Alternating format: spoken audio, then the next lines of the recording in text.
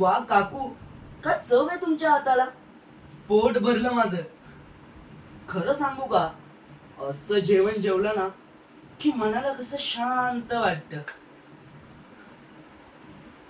पण नशिबाचे खेळ बघा, पोटभर जेवायला मिळतंय तरी पण पचवायची भीती वाटते.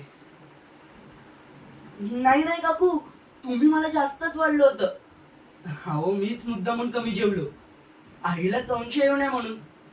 अहो घरी गेलो आणि आईने जेवणाचं ताट वाढलं आणि मी नको म्हणालो तर आईचा पारा फार आबाळाला भिडणार.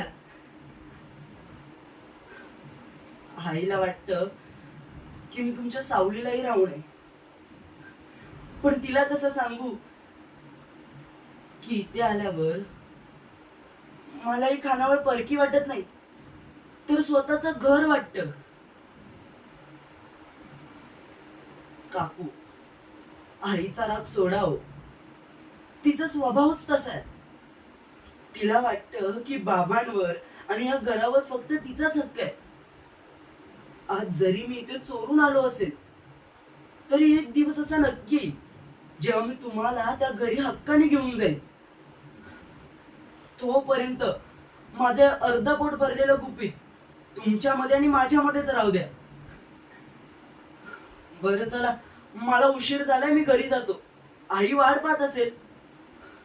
आणि हो, उद्या नक्की आहे ना. आणि उद्या फक्त 2च पोळ्या. ठीक आहे, चला मी येतो.